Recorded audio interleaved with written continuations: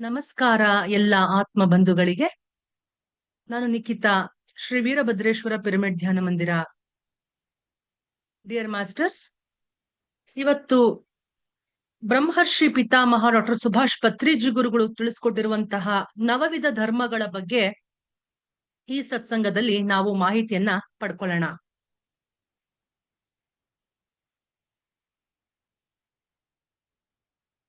ಧರ್ಮ ಎನ್ನುವುದು ನವವಿಧಗಳಾಗಿ ಮಾನವನ ಜೀವನದಲ್ಲಿ ಬೆಳಗುತ್ತದೆ. ಧ್ಯಾನ ಧರ್ಮ ಪ್ರತಿದಿನ ವಿಧಿಯಂತೆ ಧ್ಯಾನ ಅಭ್ಯಾಸದಲ್ಲಿರುವುದು, ಪ್ರತಿದಿನ ಸ್ವಲ್ಪ ಸಮಯವನ್ನು ಅವರಿಂದ ಅವರೇ ಕಳೆಯುವುದು, ಆತ್ಮ ಆತ್ಮದಲ್ಲಿ ಆತ್ಮದಂತೆ ತಗ್ಗಿ ಬಗ್ಗಿ ಇರುವುದು.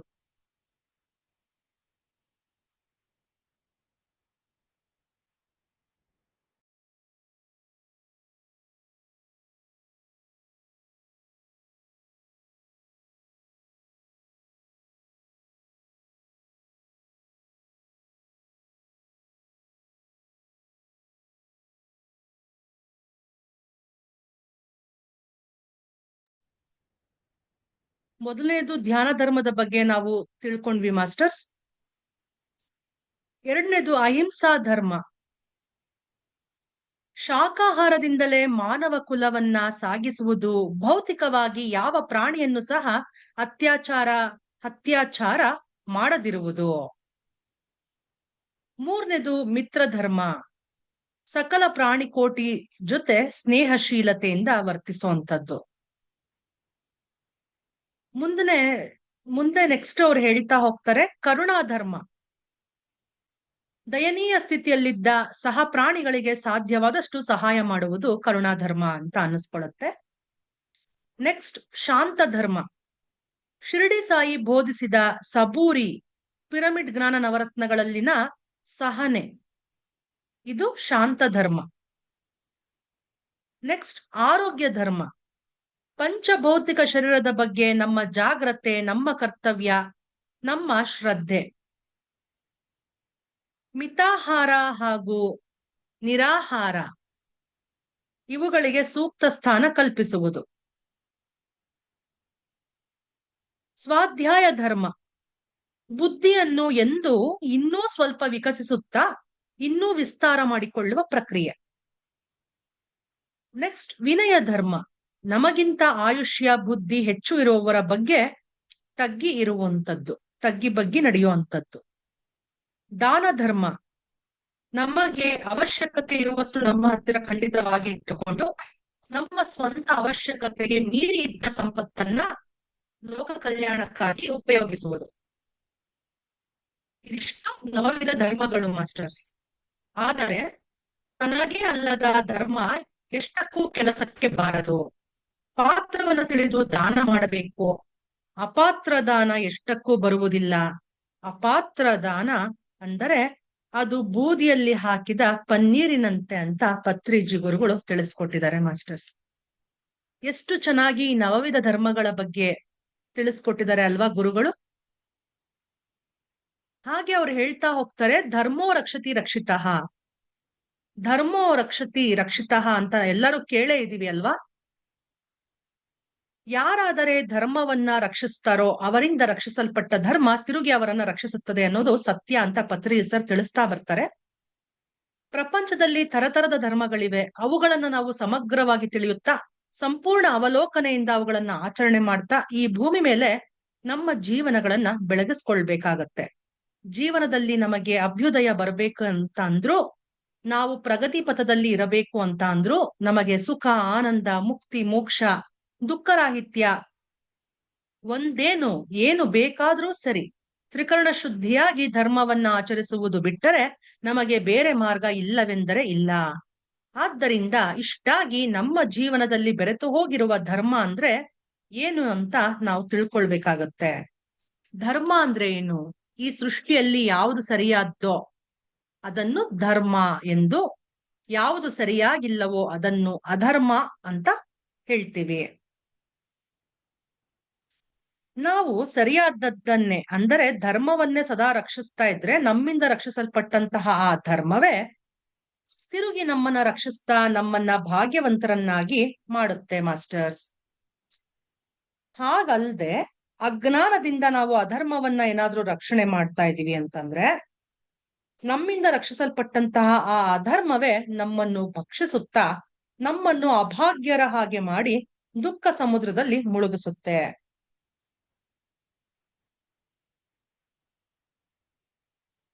ಬೀಜದಿಂದ ಗಿಡ ಬಂದಂತೆ ಅಧರ್ಮ ಅಭಾಗ್ಯವನ್ನು ಮತ್ತು ಧರ್ಮ ಸೌಭಾಗ್ಯವನ್ನು ಪರಂಪರೆಯಾಗಿ ಕೊಡುತ್ತವೆಯಾದ್ದರಿಂದ ನಮಗೆ ಸೌಭಾಗ್ಯ ಬೇಕು ಅಂತಂದ್ರೆ ನಾವು ಧರ್ಮವರ್ತನೆಯಿಂದ ಕೂಡಿರಲೇಬೇಕು. ನಮ್ಮ ಧರ್ಮಾಚರಣೆಯೇ ನಮ್ಮ ಭಾಗ್ಯವಾಗಿ ಪರಿವರ್ತಿಸಲ್ಪಡುತ್ತದೆ. ಭಾಗ್ಯ ಅನ್ನೋದು ನಮಗೆ ಎಲ್ಲಿಂದಲೋ ಯಾರ ಅನುಗ್ರಹದಿಂದ ಬರುವುದಿಲ್ಲ ಎಂಬ ಸತ್ಯವನ್ನ ನಾವು ತಿಳಿಬೇಕು. ನಮ್ಮ ಧರ್ಮಾಚರಣೆಯೇ ನಮಗೆ ಸಕಲ ಸೌಭಾಗ್ಯಗಳನ್ನ ಒದಗಿಸಿ ಕೊಡುತ್ತೆ. ಜೀವನ ಶ್ರುತಿ ಲಯದಲ್ಲಿ ಇದ್ದರೆ ಅದೇ ಧರ್ಮ. ಶ್ರುತಿ ಅಪಶ್ರುತಿ ಆದರೆ ಲಯ ಅಪಲಯ ಆದರೆ ಅದು ಅಧರ್ಮ. ಎಲ್ಲಿ ಅಧರ್ಮ ಇರುತ್ತದೋ ಅಲ್ಲಿ ಎಲ್ಲಾ ಅಸ್ತವ್ಯಸ್ತವಾಗಿ ಇರುತ್ತೆ. ಸಂಗೀತ ಸಾಧನೆಯಲ್ಲಾದ್ರೂ ಸರಿ, ಇಬ್ಬರು ವ್ಯಕ್ತಿಗಳು ಮಾತನಾಡುತ್ತಿರುವಾಗ ಆದ್ರೂ ಸರಿ, 10 ಜನ ಕೂಡಿದ್ದಾಗಾದ್ರೂ ಸರಿ, ಅಡುಗೆ ಮಾಡ್ತಾ ಇರ್ಬೇಕಾದ್ರೂ ಸರಿ, ತಿನ್ನುತ್ತಿರುವಾಗಾದ್ರೂ ಸರಿ, ಓದುತ್ತಿರುವಾಗಾದ್ರೂ ಸರಿ, ಮರಣಿಸುತ್ತಿರುವಾಗಾದರೂ, MLA ಆಗಿ ಇದ್ದಾಗಾದ್ರೂ, ಪ್ರೈಮ್ ಮಿನಿಸ್ಟರ್ ಆಗಿರುವಾಗ್ಲೂ ಕೂಡ, ಅಧಿಕಾರಿಯಾಗಿರುವಾಗಾದರೂ ಸರಿ ಇರುವುದೇ ಧರ್ಮ. ಗೌತಮ ಬುದ್ಧನು ಸಹ ತನ್ನ ಅಷ್ಟಾಂಗ ಮಾರ್ಗದಲ್ಲಿ ಸರಿಯಾದ ದೃಕ್ಪಥಗಳು, ಸರಿಯಾದ ಮಾತುಗಳು, ಸರಿಯಾದ ಬಯಕೆಗಳು, ಸರಿಯಾದ ಕರ್ಮಗಳು, ಸರಿಯಾದ ಜೀವನ ವೃತ್ತಿ, ಸರಿಯಾದ ವ್ಯವಹಾರ ಶೈಲಿ, ಸರಿಯಾದ ಶ್ರದ್ಧೆ, ಸರಿಯಾದ ಧ್ಯಾನ ಎನ್ನುವು ನಮ್ಮ ಜೀವನದಲ್ಲಿ ಖಂಡಿತವಾಗಿರಬೇಕೆಂದು ಸಲಹೆ ಕೊಟ್ಟರು. ಹೀಗೆ ನಮ್ಮ ಜೀವನದಲ್ಲಿ ಪ್ರತಿಕ್ಷಣ ಎದುರಾಗುವ ಅನೇಕಾನೇಕ ಧರ್ಮಗಳ ಬಗ್ಗೆ ತಿಳಿಯಬೇಕಾದ ಅವಶ್ಯಕತೆ ನಮಗೆ ಇಷ್ಟಾದರೂ ಇದೆ. ಆದ್ರಿಂದ ಧರ್ಮಗಳಲ್ಲೆಲ್ಲ ಪ್ರಧಾನ ಧರ್ಮಗಳಾದ ನವವಿಧ ಧರ್ಮಗಳು ಬಗ್ಗೆ ನಾವು ಸಮಗ್ರವಾಗಿ ಸಂಪೂರ್ಣವಾಗಿ ತಿಳ್ಕೊಳ್ಬೇಕಾಗುತ್ತೆ ಮಾಸ್ಟರ್ಸ್. ಮತ್ತೆ ಧರ್ಮದ ವಿಶ್ವರೂಪದಲ್ಲಿ ಸ್ನಾನ ಮಾಡಿ ಪುನೀತರಾಗಿ ವಿಶ್ವರೂಪರಾಗೋಣ ಅಂತ ಇಲ್ಲಿ ಪತ್ರಿಜಿ ಗುರುಗಳು ತಿಳಿಸ್ಕೊಡ್ತಾರೆ. ಯೋಗಿಗಳೆಲ್ಲರೂ ಹೇಳಿದ್ದು ಧ್ಯಾನವೇ, ಮಾಡಿದ್ದು ಧ್ಯಾನವೇ. ಧ್ಯಾನವೆಂದರೆ ಶ್ವಾಸದ ಮೇಲೆ ಗಮನ. ಇದನ್ನ ನಾವು ಮೊದಲಿನಿಂದಲೂ ಕೇಳ್ತಾ ಬರ್ತಾ ಇದೀವಿ. ಪತ್ರಿಜಿ ಗುರುಗಳು ತಿಳಿಸ್ಕೊಟ್ಟಿದ್ದಾರೆ, ನಿಮ್ಮ ಶ್ವಾಸವೇ ನಿಮ್ಮ ಗುರು. ನಮ್ಮ ಶ್ವಾಸ ಗುರುವಿನೊಂದಿಗೆ ನಾವಿದ್ದು ಧ್ಯಾನಕ್ಕೆ ಕುಳಿತುಕೊಳ್ತೀವಿ ಅಂದ್ರೆ ನಮ್ಮ ಶ್ವಾಸವನ್ನ ಗಮನಿಸ್ತಾ ಗಮನಿಸ್ತಾ ಗಮನಿಸ್ತಾ ಕ್ರಮೇಣ ನಮ್ಮ ಬುದ್ಧಿ ಸ್ಥಿತಗೊಳ್ಳುತ್ತೆ. ಆಗ ಅಪಾರವಾದ ವಿಶ್ವಮಯ ಪ್ರಾಣಶಕ್ತಿ ನಮ್ಮ ನೆತ್ತಿಯ ಬ್ರಹ್ಮರಂಧ್ರದಿಂದ ನಮ್ಮ ಇಡೀ ಶರೀರದೊಳಗಡೆ ಎಲ್ಲ ಪ್ರವಹಿಸುತ್ತೆ. ನಮ್ಮಲ್ಲಿ ಶಕ್ತಿ ತುಂಬಿಕೊಳ್ಳುತ್ತೆ ಮಾಸ್ಟರ್ಸ್. ಆ ವಿಶ್ವಮಯ ಪ್ರಾಣಶಕ್ತಿಯಿಂದ ಬಹಳಷ್ಟು ಲಾಭಗಳಿವೆ. ಧ್ಯಾನ ಸರ್ವ ರೋಗ ನಿವಾರಿಣಿ, ಧ್ಯಾನ ಸರ್ವಶಾಸ್ತ್ರಜ್ಞಾನ ಪ್ರಸಾದಿನಿ, ಧ್ಯಾನ ಸಕಲ ಯೋಗಕಾರಿಣಿ ಭೋಗಕಾರಿಣಿ ಅಂತ ತಿಳಿಸ್ಕೊಟ್ಟಿದ್ದಾರೆ. ಧ್ಯಾನದಿಂದ ಜ್ಞಾನ, ಜ್ಞಾನದಿಂದ ಮುಕ್ತಿ. ಈ ಪ್ರಪಂಚದಲ್ಲಿ ಪ್ರತಿಯೊಬ್ಬರಿಗೂ ಕೂಡ ಧ್ಯಾನ ಅನ್ನೋದು ಬೇಕೇ ಬೇಕು. ಪ್ರಾಣಿಗಳಿಗೆ ಬೇಕಿಲ್ಲ. ಯಾಕೆಂದ್ರೆ ಮನುಷ್ಯನಿಗೆ ಇರುವಷ್ಟು ಬುದ್ಧಿಶಕ್ತಿ ಕೆಲವು ಪ್ರಾಣಿಗಳಿಗೆ ಅವ್ರದೇ ಆದಂತಹ ಬುದ್ಧಿಶಕ್ತಿ ಅವರ ಮಟ್ಟಿಗೆ ಅವ್ರಿಗಿರುತ್ತೆ. ಯಾಕೆ ಅಂತಂದ್ರೆ ಉದಾಹರಣೆಗೆ ಒಂದು ನಾಯನ್ನ ನೀವು ತೆಗೆದುಕೊಂಡ್ರೆ ಉದಾಹರಣೆಗೆ ಅದು ಜಾಸ್ತಿ ಬುದ್ಧಿಯನ್ನ ಉಪಯೋಗಿಸುತ್ತೆ ಅಂತ ಇಲ್ಲ. ಅದು ಇವಾಗ ಹೊಟ್ಟೆ ಹಸ್ವಾಗ್ತಿದೆ ಅಂದ್ರೆ ಇವಾಗ ಏನ್ ಬೇಕು ಅಷ್ಟನ್ ಮಾತ್ರ ನೋಡುತ್ತೆ. ಆಮೇಲೆ ಮಿಕ್ಕಿದ್ದು ಮುಂದಕ್ಕೇನು ಅಂತ ಅದೇನ್ ಯೋಚನೆ ಮಾಡೋದಿಲ್ಲ ಅಂತ ಹೇಳ್ತಾರೆ. ಇದನ್ನ ನಾನು ಯಾವ್ದೋ ಒಂದು ಪುಸ್ತಕದಲ್ಲಿ ಓದಿದ ನೆನಪು. ಆ ಟೈಮ್ ನಲ್ಲಿ ಎಷ್ಟ್ ಬೇಕೋ ಅಷ್ಟು ಬುದ್ಧಿಶಕ್ತಿ ಇಟ್ಕೊಂಡು, ಈಗ ಹಸ್ವಾಗ್ತಿದೆ ಅಂದ್ರೆ ಊಟ ಬೇಕು ಅಷ್ಟು ಮಾತ್ರ ಅದು ಯೋಚನೆ ಮಾಡುತ್ತೆ. ಮುಂದಿನ ದಿನೇನು ಅದು ಯೋಚನೆ ಮಾಡೋದಿಲ್ಲ, ಮಾರನೇ ದಿನದ ಯೋಚನೆ ಮಾಡೋದಿಲ್ಲ, ಮುಂದಿನ ವರ್ಷದ ಯೋಚನೆ ಮಾಡೋದಿಲ್ಲ. ಆದ್ರೆ ಮನುಷ್ಯ ಏನ್ ಮಾಡ್ತಾನೆ, ಮುಂದಾಲೋಚನೆ, ದೂರಾಲೋಚನೆ, ಮುಂದೆ ಫ್ಯೂಚರ್ ಬಗ್ಗೆ ಮನುಷ್ಯ ತುಂಬಾ ಚಿಂತೆ ಮಾಡ್ತಾನೆ. ಮುಂದೆ ಏನ್ ಮಾಡ್ಬೇಕು, ಎಷ್ಟು ಆಸ್ತಿ ಸಂಪತ್ತನ್ನ ನಾನು ಕೂಡಿಡ್ಬೇಕು, ಅದನ್ನೆಲ್ಲ ಯೋಚನೆ ಮನುಷ್ಯ ಮಾಡೇ ಮಾಡ್ತಾನೆ. ಆದ್ರೆ ಪ್ರಾಣಿಗಳು ಆತರ ಅಲ್ಲ. ಅವಾಗೇನ್ ಬೇಕು, ಅವಾಗ ಎಷ್ಟು ಬೇಕು ಅಷ್ಟೇ ಯೋಚನೆ ಮಾಡ್ತವೆ, ಸಂತೋಷವಾಗಿರ್ತವೆ. ಗಿಡ ಮರಗಳು, ಈ ಪ್ರಕೃತಿಯ ಜೊತೆ ನಾವು ಎಷ್ಟು ನಮ್ಮನ್ನ ನಾವು ತೊಡಗಿಸ್ಕೊಂಡು ನಾವು ಪ್ರಕೃತಿ ಜೊತೆ ನಮ್ಮ ಸಮಯವನ್ನ ಕಳಿತೀವೋ ಅಷ್ಟು ನಮ್ಮಲ್ಲಿ ಎನರ್ಜಿ ಅನ್ನೋದು, ಆ ಪ್ರಾಣಶಕ್ತಿ ಅನ್ನೋದು ತುಂಬಿಕೊಳ್ತಾ ಇರುತ್ತೆ ಮಾಸ್ಟರ್ಸ್. ಹಾಗಾಗಿ ಪತ್ರಿ ಸರ್ ಹೇಳ್ತಾನೆ ಇದ್ರು, ಪ್ರಕೃತಿ ಮಳೆಯಲ್ಲಿ ಕುಳಿತು ನೀವು ಧ್ಯಾನವನ್ನ ಮಾಡಿ. ಈಗ ಟ್ರೆಕಿಂಗ್ ಅಂತ ಹೋಗ್ತಾರಲ್ವಾ, ಎಲ್ಲಾದ್ರೂ ಬೆಟ್ಟ ಗುಡ್ಡಗಳಿಗೆ ಹೋಗಿ ಅಲ್ಲಿ ಕುಳಿತು ಧ್ಯಾನವನ್ನ ಮಾಡಿ. ಅಂದ್ರೆ ಆ ಮಿನರಲ್ ಕಿಂಗ್ಡಮ್ ಜೊತೆ ಕುಳಿತು ನಾವು ಧ್ಯಾನ ಮಾಡುವಂತದ್ದು, ಬಂಡೆ ಕಲ್ಲಿನ ಮೇಲೆ ಕುಳಿತು ಧ್ಯಾನ ಮಾಡಿದ್ರೆ ಅದು ಮಿನರಲ್ ಕಿಂಗ್ಡಮ್ ಜೊತೆ ನಾವು ಕುಳಿತು ಧ್ಯಾನ ಮಾಡಿದ ಹಾಗೆ. Next plant Kingdom. ಅದೇನು ಗಿಡ ಮರಗಳು ಇದಾವೆ, ಒಂದು ಕಾಡಾಗಿರ್ಬಹುದು ಅಥವಾ ಒಂದು ಉದ್ಯಾನವನನೇ ಆಗಿರ್ಬೋದು, ಅಲ್ಲಿ ಗಿಡ ಮರಗಳು ಇರ್ತವಲ್ಲ, ಅಲ್ಲಿ ಮಧ್ಯೆ ಕುಳಿತು ನಾವು ಧ್ಯಾನ ಮಾಡುವಂತದ್ದು. ಅದು ಪ್ರಕೃತಿಯ ಮಧ್ಯೆನೆ ನಾವು ಕುಳಿತು ಧ್ಯಾನ ಮಾಡಿದಂತೆ ಅಲ್ವಾ. ಮೊದಲನೇದು ಮಿನರಲ್ ಕಿಂಗ್ಡಮ್, ಎರಡನೇದು ಪ್ಲಾಂಟ್ ಕಿಂಗ್ಡಮ್ ಅಂತ ಇರುತ್ತೆ, ಮೂರನೇದು ಅನಿಮಲ್ ಕಿಂಗ್ಡಮ್, ನಾಲ್ಕನೇದು human Kingdom, last divine Kingdom masters. ನಾವು ಮಾನವ ರಾಜ್ಯ ನಮ್ದು. ಹ್ಯೂಮನ್ ಕಿಂಗ್ಡಮ್ ಅಂತಂದ್ರೆ ಮಾನವ ರಾಜ್ಯ. ಡಿವೈನ್ ಕಿಂಗ್ಡಮ್ ಅಂದ್ರೆ ದೇವಾನುದೇವತೆಗಳ ರಾಜ್ಯ. ಅನಿಮಲ್ ಕಿಂಗ್ಡಮ್ ಅಂದ್ರೆ ಪ್ರಾಣಿಗಳ ರಾಜ್ಯ. ಹೀಗೆ ಮನುಷ್ಯ ಹುಟ್ಟಬೇಕಾದ್ರೆ ಸ್ಟಾರ್ಟಿಂಗ್ ಇಂದ ಮಿನರಲ್ ಕಿಂಗ್ಡಮ್ ಇಂದ ಹ್ಯೂಮನ್ ಕಿಂಗ್ಡಮ್ ತನಕ ಎಷ್ಟೋ ಜನ್ಮಗಳನ್ನ ಎತ್ತಿ ಆತ ಕೊನೆಗೆ ಮಾನವ ಜನ್ಮದಲ್ಲಿ ಬಂದು ಅಲ್ಲೂ ಎಷ್ಟೋ ತರ ಒಳ್ಳೆಯವರು ಕೆಟ್ಟವರು. ಈಗ ಸ್ಟಾರ್ಟಿಂಗ್ ಈಗ ಟೆರರಿಸ್ಟ್ ಆಗಿರ್ಬೋದು, ಅಥವಾ ಒಬ್ಬ ಪಾಪಾತ್ಮ ಆಗಿ ಹುಟ್ಟಿರಬಹುದು. ಅದು ಹಾಗೆ ಪ್ರತಿಯೊಂದು ಜನ್ಮದಲ್ಲೂ ತನ್ನ ಕರ್ಮವನ್ನ ಕಳ್ಕೊಳ್ಳೋಕೋಸ್ಕರನೇ ಆತ್ಮ ಭೂಮಿ ಮೇಲೆ ಬರುವಂತದ್ದು. ಇದು ಎಷ್ಟೋ ಪುಸ್ತಕಗಳಲ್ಲಿ ನಾವು ಬಹಳ ಚೆನ್ನಾಗಿ ಸ್ವಾಧ್ಯಾಯವನ್ನ ಮಾಡ್ತಾ ಬಂದ್ರೆ ನಮ್ಗೆ ಅರ್ಥ ಆಗ್ತಾ ಬರುತ್ತೆ ಮಾಸ್ಟರ್ಸ್. ಸ್ತ್ರೀ ಜನ್ಮದಲ್ಲಿ ಯಾಕೆ ಹುಟ್ಟುತ್ತೀವಿ, ಪುರುಷ ಜನ್ಮದಲ್ಲಿ ಯಾಕೆ ಹುಡ್ತೀವಿ. ಸುಮಾರು ಮನುಷ್ಯ ಆತ ಭೂಮಿ ಮೇಲೆ ಹುಟ್ಟಿದಾನೆ ಅಂದ್ರೆ 400 ಜನ್ಮ ಅವನು ಪಡ್ಕೊಂಡಿರ್ಬಹುದು ಭೂಮಿ ಮೇಲೆ. ಅದರಲ್ಲಿ ಎಷ್ಟೋ ಕೊನೆ ಜನ್ಮದಲ್ಲಿ ಧ್ಯಾನ ಅನ್ನೋದು, ಕೊನೆ ಹತ್ತತ್ರ ಜನ್ಮದಲ್ಲಿ ಧ್ಯಾನ ಅನ್ನೋದು ಸಿಕ್ಕತ್ತೆ ಅಂತ ನಾವೆಲ್ಲರೂ ಕೇಳ್ತಾ ಬಂದಿದೀವಿ. ಧ್ಯಾನ ಅನ್ನೋದು ಎಲ್ಲರಿಗೂ ಸಿಕ್ಕಿರೋದಿಲ್ಲ ಮಾಸ್ಟರ್. ಸಿಕ್ಕಿದ್ರೆ ಅದು ಘಟಿಸಿರೋದು. ಧ್ಯಾನ ಅನ್ನೋದು ಕೆಲವರಿಗೆ ಘಟಿಸಿರೋದಿಲ್ಲ, ಅಂದ್ರೆ ಅವ್ರಿಗೆ ಡೀಪ್ ಧ್ಯಾನ ಕೆಲವರಿಗೆ ಆಗಿರೋದಿಲ್ಲ. ಅದು ಸಾಧನೆಯನ್ನ ಮಾಡ್ತಾ ಮಾಡ್ತಾ ಮಾಡ್ತಾ ಆ ಸ್ಥಿತಿಯನ್ನ ನಾವು ಪಡ್ಕೊಳ್ತಾ ಬರ್ತೀವಿ. ಇವತ್ತು ನಮ್ಗೆ ಇವಾಗ ಧ್ಯಾನ ಅನ್ನೋದು ಸಿಕ್ಕಿದೆ ಅಂತಂದ್ರೆ, ಅದ್ರಲ್ಲೂ ಈ ಆನಾಪಾನಸ್ತಿ ಧ್ಯಾನ, ಸರಿಯಾದ ಧ್ಯಾನ ಸಿಕ್ಕಿದೆ ಅಂತಂದ್ರೆ ನಮ್ಗೆ ಎಷ್ಟೋ ಜನ್ಮಗಳ ಪುಣ್ಯ ಫಲನೇ ಇವತ್ತು ನಮ್ಗೆ ಸಿಕ್ಕಿರುವಂತ ಈ ಧ್ಯಾನ ಆಗಿರುತ್ತೆ. ಸುಮ್ನೆ ಎಲ್ಲರಿಗೂ ಸಿಗೋದಿಲ್ಲ. ಈಗ ಎಷ್ಟೋ ಜನನ ನೀವು ಧ್ಯಾನಕ್ಕೆ ಬನ್ನಿ, ಧ್ಯಾನ ಮಾಡಿ ಅಂತ ಕರೆದ್ರೆ ಎಲ್ಲರೂ ಬರಕ್ ಚಾನ್ಸೇ ಇಲ್ಲ, ಎಲ್ಲರೂ ಬರಕ್ ಆಗಲ್ಲ ಮಾಸ್ಟರ್ಸ್. ಎಷ್ಟೋ ಹಿಂದಿನ ಜನ್ಮದ ಪೂರ್ವ ಫಲ ಅನ್ನೋದು ಏನಿದ್ರೆ ಅವಾಗ ಧ್ಯಾನ ಅನ್ನೋದು ಸಿಗತ್ತೆ. ಅದನ್ನ ಉಳಿಸ್ಕೊಳ್ತಾರೆ ಕೆಲವರು. ನೀವು ನೋಡಿ, ಎಷ್ಟೋ ಜನನ ನೀವು ಪಾಂಪ್ಲೆಟ್ಸ್ ಹಂಚಿ ನಾವು ಧ್ಯಾನಕ್ ಬನ್ನಿ ಅಂತ ಕರೆದಾಗ ಕೆಲವ್ರು ಇಂಟ್ರೆಸ್ಟ್ ತೋರಿಸ್ತಾರೆ, ಕೆಲವ್ರು ಇಂಟ್ರೆಸ್ಟ್ ತೋರ್ಸಲ್ಲ. ಯಾಕೆಂದ್ರೆ ಅದು ಹಿಂದಿನ ಜನ್ಮದ ಕರ್ಮದ ಮೇಲೆ ಅದು ಆಧಾರ ಪಟ್ಟಿರುತ್ತೆ, ಅವ್ರು ಇವತ್ತು ಧ್ಯಾನಕ್ಕೆ ಬರ್ತಾರಾ ಇಲ್ವಾ ಅನ್ನೋಂಥದ್ದು ಅಲ್ವಾ. ಹಾಗಾಗಿ ಧ್ಯಾನ ಅನ್ನೋದು ಅಲ್ಟಿಮೇಟ್ ಮಾಸ್ಟರ್ಸ್, ಅಲ್ಟಿಮೇಟ್ ಇದು. ಎಲ್ಲಾ ನೀವೆಷ್ಟೇ ತರ ಧ್ಯಾನವನ್ನ ಮಾಡಿ ಕೊನೆಗೆ PhD ಮಾಡ್ದಂಗೆ ಇಲ್ಲಿಗೆ ಬರ್ಲೇಬೇಕು. ಆನಾಪಾನಸತಿ ಧ್ಯಾನವನ್ನ ಯಾರು ಮಾಡ್ತಾರೆ ಅವ್ರಿಗೆ ಕಂಪ್ಲೀಟ್ ಸ್ಯಾಟಿಸ್ಫ್ಯಾಕ್ಷನ್ ಸಿಕ್ಕಿರುವಂತದ್ದು ನಾವೆಲ್ಲರೂ ಧ್ಯಾನಾನುಭವ ಹಂಚಿಕೆಯಲ್ಲಿ ನಾವು ಕೇಳ್ತಾನೆ ಬಂದಿದೀವಿ.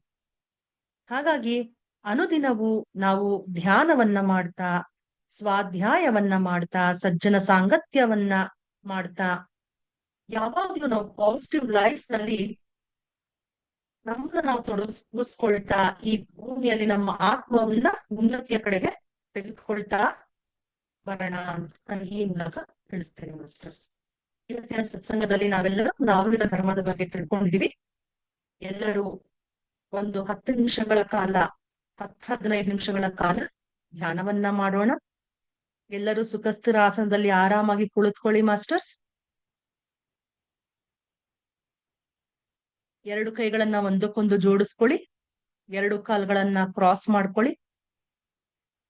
ಸೋಫಾ ಮೇಲೆ, ಚೇರ್ ಮೇಲೆ ಆದ್ರೂ ಕೂತ್ಕೊಳ್ಬಹುದು. ಸುಖಸ್ಥನ ಆಸನದಲ್ಲಿ ಆರಾಮಾಗಿ ಕುಳಿತುಕೊಳ್ಳಿ. ಎರಡು ಕಣ್ಣುಗಳನ್ನು ಮೃದುವಾಗಿ ಮುಚ್ಚಿ ಸಾಧ್ಯವಾದಷ್ಟು ಪಿರಮಿಡ್ ನ ಉಪಯೋಗಿಸ್ಕೊಳ್ಳಿ. ಧ್ಯಾನಕ್ಕೆ ಕುಳಿತುಕೊಳ್ಬೇಕಾದ್ರೆ ಪಿರಮಿಡ್ ಹೆಡ್ ಕ್ಯಾಪ್ ಇರೋರು ಅದನ್ನ ಧರಿಸಿ, ಅಥವಾ 2x2 ಪಿರಮಿಡ್ ಇರೋರು ಅದರ ಕೆಳಗಡೆ ಕುಳಿತುಕೊಳ್ಳಿ. ನಿಮ್ಮ ಜೊತೆಗೆ ಒಂದು ಲೋಟದಲ್ಲಿ ನೀರ್ನ ಇಟ್ಕೊಂಡು ಕೂತ್ಕೊಳ್ಳಿ ಮಾಸ್ಟರ್ಸ್. ಧ್ಯಾನಕ್ಕೆ ಕುಳಿತಾಗ ಸ್ವಲ್ಪ ನೀರ್ನ ಕುಡಿದು ಕೂತ್ಕೊಳ್ಳಿ.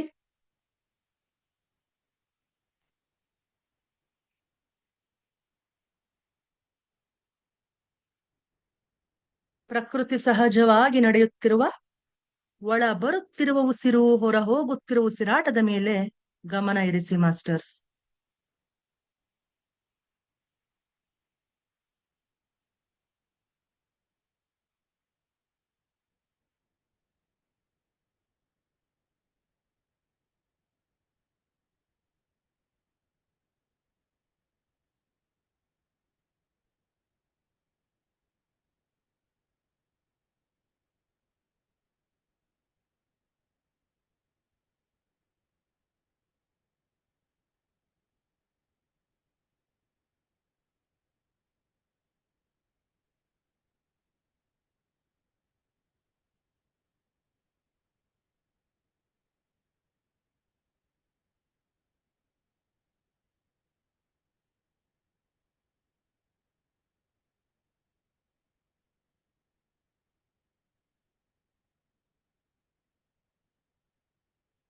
ಸಹಜವಾಗಿ ನಡೆಯುತ್ತಿರುವ, ಒಳ ಬರುತ್ತಿರುವ ಉಸಿರು, ಹೊರ ಹೋಗುತ್ತಿರುವ ಉಸಿರಾಟದ ಮೇಲೆ ಗಮನ ಇರಿಸಿ ಮಾಸ್ಟರ್ಸ್.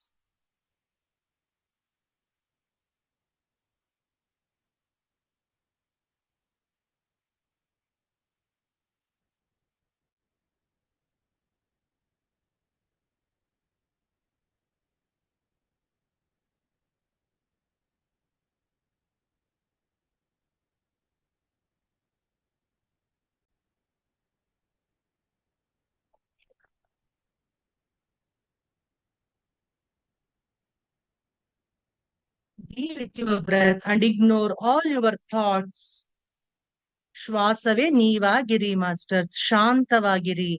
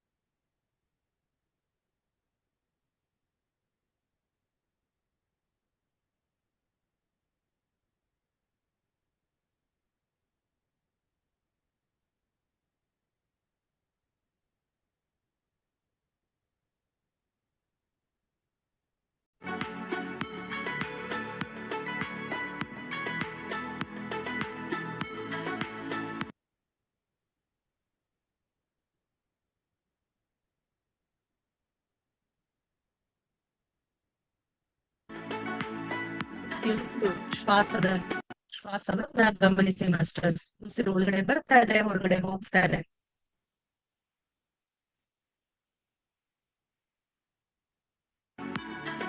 ಪ್ರಕೃತಿ ಸಹಜವಾಗಿ ನಡೆಯುತ್ತಿರುವ, ಒಳ ಬರುತ್ತಿರುವ ಉಸಿರು, ಹೊರ ಹೋಗುತ್ತಿರುವ ಉಸಿರಾಟದ ಮೇಲೆ ಗಮನ.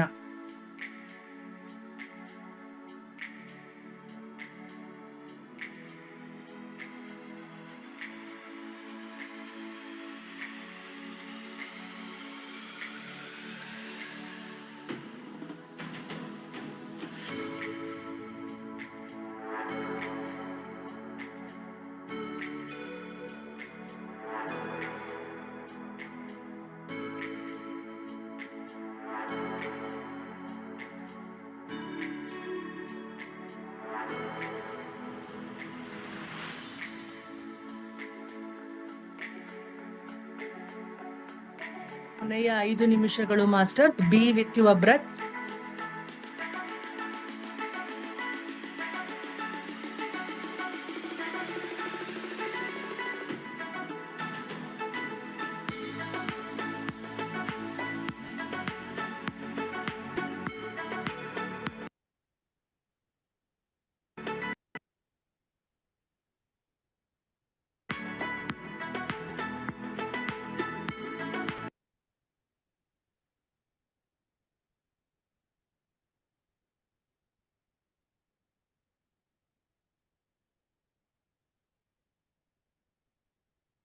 वॉश डे है फैब डे आफ्टर कल तक क्लियर आज फिर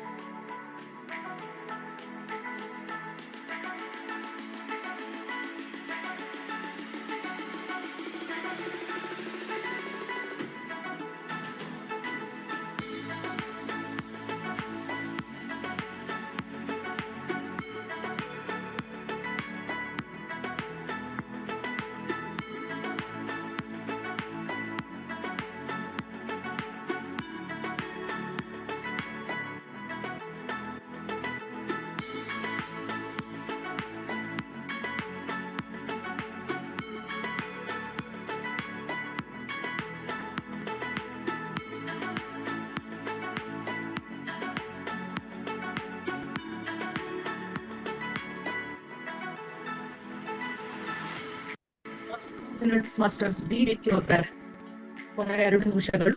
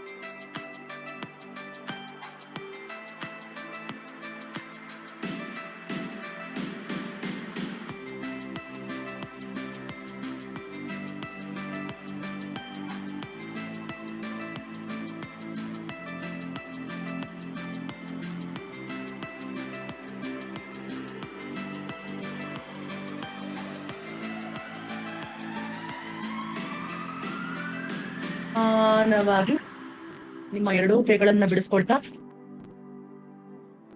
ಕಣ್ಣಗಳ ಮೇಲೆ ಇಟ್ಕೊಳ್ಳಿ. Last 5 seconds.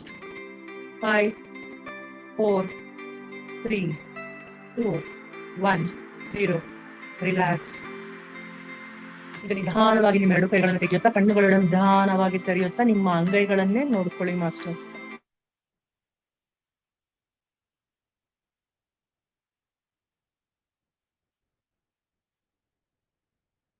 ಇಷ್ಟು ಹೊತ್ತು ನಮ್ಮ ಜೊತೆ ಬಂದು ಕುಳಿತು ಧ್ಯಾನಿಸಿದ ಪತ್ರಿಜಿ ಗುರುಗಳಿಗೆ, ಎಲ್ಲ ಏಂಜಲ್ಸ್ಗೆ, ಹೈಯರ್ ವರ್ಲ್ಡ್ ಮಾಸ್ಟರ್ಸ್ಗೆ ನಮ್ಮ ಅನಂತ ಕೋಟಿ ಕೃತಜ್ಞತೆಗಳನ್ನ ಸಲ್ಲಿಸೋಣ.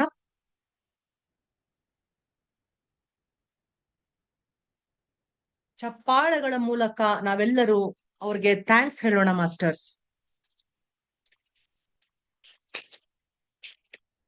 Thank you, thank you, thank you all angels and higher world masters.